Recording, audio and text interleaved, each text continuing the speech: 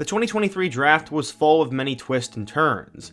Each and every year, there are players who don't expect to get picked that end up hearing their name called, and then guys who were supposed to be drafted early that don't get picked. You definitely never know what is going to happen, especially with those day 2 and day 3 players. Today, I want to talk about 2 players in particular whose stocks went from late first round picks to undrafted. I will clarify, these guys were both projected late first round picks at different points during their careers. As for the first guy, he was projected as a late first round pick last summer, and the guy after that was much early on in his career. But either way, that's where they were graded at one point, and both ended up not hearing their name called. I'm going to talk about who they are, go through their careers and backstories, and then ultimately why their stock fell and their future with their franchise. But before we get started, be sure to leave a like if you want to support today's video, subscribe if you're new and love college football content, and let me know what player, team, topic, or situation I could cover next. Now, let's get started and talk about players whose stock died during the 2023 NFL Draft. So the first guy I want to talk about is Emil Ekiyor. Going back in time, his father would move from Nigeria to Florida at the age of 15 and came there for school. He eventually discovered football and found a way to get a scholarship at UCF before he had a 5-year career as an NFL defensive lineman. He ended up having a son, and he grew up in Indianapolis. He'd end up playing on the offensive line, and scouts would have their eyes on him very early on in the process. He eventually got to Cathedral High School, which is on the northeast side of Indianapolis, and was joined by future second-round pick and Ohio State star Pete Werner. They also had 4-star running back Marquise Stepp, and he talked about how Emil was known as a gentle giant off the field. Marquise said, quote, "Stepping off the field, he's a whole different person. He's going to ride, he's going to try to fight you, and it's whatever when it's inside those lines." Emil was pretty quickly listed as a 4-star recruit and a top 100 player in the country, and was seen as the state's next big-time prospect. I personally remember him very clearly. Ekiyor started out at left guard during his freshman year at Cathedral, then moved to right tackle as a sophomore, left tackle as a junior, and center as a senior. He literally played everywhere. He was a giant lineman, and his first scholarship offer came from the Michigan Wolverines. This would apparently entice Emil just enough to commit to them, and that would happen pretty much right away. He chose the Wolverines over Alabama and Florida State, but some analysts were not sold he was going there. He said, quote, "I'm evaluating everything and want to make sure I'm confident in my decision. I think I'm firmly committed to Michigan, and I'm not really considering flipping right now, but I'm really focused on Michigan and then kind of looking at other options too." At the time, he was super close with his grandmother, and when Emil wanted to eventually go to Bama, his grandmother would first have to be convinced. A handwritten letter from Saban explaining how much the Crimson Tide needed Emil and how the team would take care of him in Tuscaloosa helped seal the deal, and the family gave the approval. In a post titled Roll Tide Roll, he thanked Michigan coach Jim Harbaugh, but concluded he would attend Bama. According to 24/7 Sports, Emil was a 4-star recruit, number 3 offensive lineman, and the 181st best player in the class of 2018. Coming in, he was seen as Bama's next great lineman star, and he would develop pretty quickly while he was there. Emil would play in 12 games his first 2 years, eventually settling in at right guard. In 2020, he'd enter the starting lineup for the first time, and that would be the start of 18 straight starts before an injury would eventually hurt him. In 2020, he got a chance to play for their electric offense that included Mac Jones, Najee Harris, and Devontae Smith. Alabama averaged 48.2 points per game and 535 yards per game. They won a national championship, and in 2021, Ekiyor was going to be a big part of their team. Unfortunately, their Week 1 game against Duke was tough. Not only did he get hurt, but he also lost his grandmother that same day. He went on to have a huge year, but would decide to come back for one final season in 2022. Ekiyor was very consistent on the offensive line for years for Bama, and despite being named an All-SEC first-team player by both the coaches and AP, I guess it ended up being a mistake he came back in 2022, because somehow he'd go undrafted. For quite a while, he was projected as high as the late first round, and really consensusly in that round 2 or round 3 spot. Luckily, he was picked up by the Indianapolis Colts, and will be heading home to try to get himself into the league. So why on earth did Ekiyor's stock drop so much? Well, he said there was a red flag that was discovered about him. Apparently at the Combine in February, MRIs were focusing on a knee injury that he dealt with during his junior year. What's ridiculous is that he started all 15 games that season, but for some reason, they were concerned about it. Ekiyor said, quote, "It was just kind of a medical concern, and a red flag just dropped me." He said it with a sigh. Personally, I'm pretty shocked that Ekiyor ended up going undrafted, as usually a guy with his size, experience, and just the Alabama name is going to get you drafted. Luckily though, he's going to end up with the Colts, and he said it's going to motivate him. He said, quote, "This is definitely something that's going to fuel me in the future. I feel like it's God's plan, and I ended up at home, and I'm excited to make the most of it.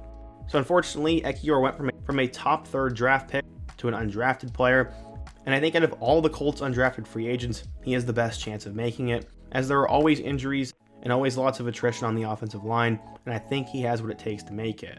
But we'll have to wait and see.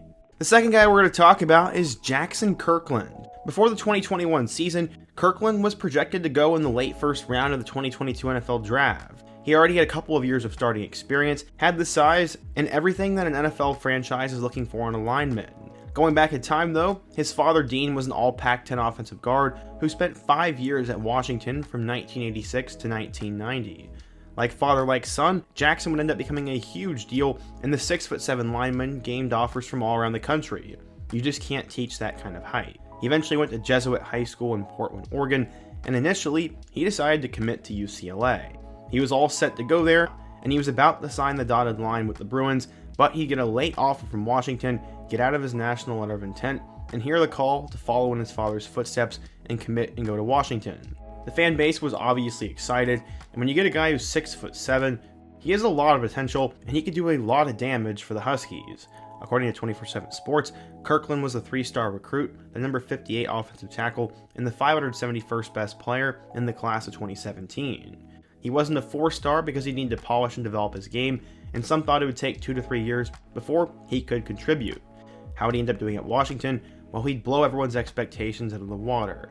After redshirting in 2017, Kirkland would start all 14 games at right guard in 2018 and was named to the Athletics Freshman All-American team. He went from a guy who wasn't supposed to play for 3 years to now being one of the best freshman linemen in football. The following year, he'd play right guard once again, starting in 11 games for the Huskies. After that season, he was named to both the AP and Pro Football Focus All Pac-12 second team. He was continuing to get better and better, and in 2020, Kirkland would shift over to left tackle, the most valuable position on the offensive line, and started every game for Washington that season. He ended up being named to the All Pac-12 first team and was an honorable mention All-American. He was getting better and better, and he played the most important position on the line, and because of that, he was a preseason favorite to get drafted in the first round of the 2022 NFL Draft. I definitely remember seeing his name all over mock drafts, and at this point, it looked like there was nothing anyone could do to stop Kirk from being a first-round pick. He didn't end up playing as great in 2021. I think part of that can be blamed on the dysfunction that was going on with Jimmy Lake as the head coach, but he went from day 1 to a likely day 2 or day 3 pick. He still declared for the 2022 NFL Draft, but he'd eventually have to opt out. In January of 2022, he was on his way to his pro football dreams that his high ankle sprain would require surgery. On February 1st, he decided to withdraw his name from the draft, and this was pretty much as late as you can get. He said, quote, "It definitely made me the man I am today, and I wouldn't trade that for anything.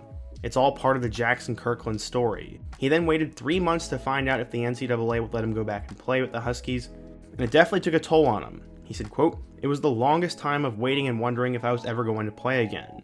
There were moments where I thought I was going to have to do other routes because college football just wasn't going to be an option. I have no clue what those other routes could have been, but I wonder if he would have been eligible for the XFL or if he just would have trained for a year. That definitely would have been a really interesting story, but it wouldn't matter because he would be eligible to play for Washington." Last year, Kirkland started 10 of his 12 games at left tackle and was once again named an All Pac-12 first team selection. So, during his Huskies career, he was a freshman All-American, a 2-time All Pac-12 second team player, and a 2-time All Pac-12 first team player. He was also 6'7" and played the most important position on the line. How would he end up doing in the draft? He wouldn't get selected. Just like Ekiyor, I don't really understand this one. I'm not quite sure what more you can ask from an offensive lineman from both a physical and an experience standpoint, but there must have been some red flags or something that us fans cannot really see. He started in 46 games and knows a thing or two about playing on the line. Most likely it was injury concerns, and he would end up getting picked up by the Cincinnati Bengals. Unfortunately, it's going to be a tough route for him to make the roster, but there is a lot of upside. One Bengals scout said, quote, "Once viewed as a potential top 50 prospect before injuries derailed his career, Kirkland is an experienced physical blocker who can play either guard or right tackle." The Bengals were a smart choice for Kirkland, who is not a developmental type of talent. They need help now, and the 25-year-old could offer it. So based on that scout's take, it seems that the injury bug is the reason why Kirkland went undrafted. Maybe you could factor in age, but that doesn't really matter as much in the NFL. And if anything, you'd want a lineman who can play right away and won't take 2 or 3 years to develop. Either way, this was shocking, and sometimes teams and franchises just get scared of a player because of injuries, and that is probably why he went from a top 50 prospect to undrafted. But what do you guys think? If you're a Bama or Washington fan, what do you think of both Emil Ekiyor and Jaxson Kirkland? Should I do more videos like this? And if you think I should, be sure to leave a like, leave a comment, and let me know what players I should cover in my next one. Before you go, don't forget to also subscribe and check out all my other videos on the end screen. I hope to see you guys again soon, but until next time, peace.